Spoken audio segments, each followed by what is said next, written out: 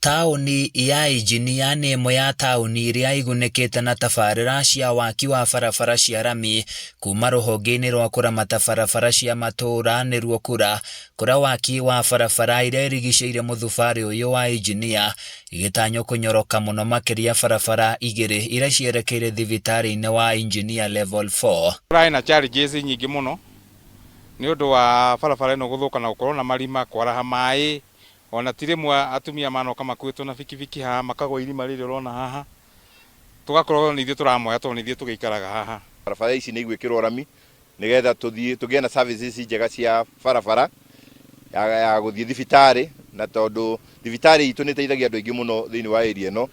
Koguo mheshimiwa nĩ ekĩte lobbying na nĩ tũhetwo mbeca nĩ thirikari nene nĩgetha tũhote gwakĩrwo barabara ĩno.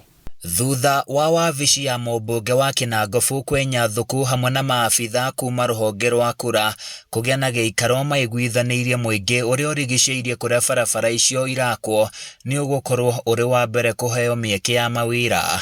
Mheshimiwa nĩ akoragwo akĩra contractor atigĩrĩre andũ arĩa othe twĩnao mena ũhoti wa kũruta wĩra maheo wĩra. Koguo anake na airĩtu rĩrĩa wĩra ũyũ kwambĩrĩria kana rĩrĩa contractor egũka nĩ tũgũtangatha nĩgetha mũke mũrie mawĩra. Tabarĩra ĩno ĩhete mwĩhoko andũ aingĩ na makĩria arĩmi na aigithia amu nĩ miumĩrĩrie ya indo nĩ kũhũtha rĩrĩ naguo mũingĩ ũrĩa ũhũthagĩra barabara iria cierekeire thibitarĩ wa Injinia level 4 maugĩte nĩ mekũhũmũka mũrigo na mĩtangĩko ĩrĩa matũngĩtio nĩ barabara icio kwa ihinda iraihu. Mĩgũnda no nginya haice tondũ handũ hothe anagĩkinya rami-rĩ mĩgũnda no nginya haice.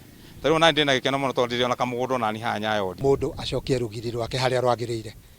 Akorwo nĩ aingĩrĩte bara harĩa hatagĩrĩire tũtige ngucanio tondũ gũkorwo ina bata ngucanio nĩ cia kũndirĩ maũndũ, na tondũ bara ici nĩ njũĩ nĩ igũka gũthimwo.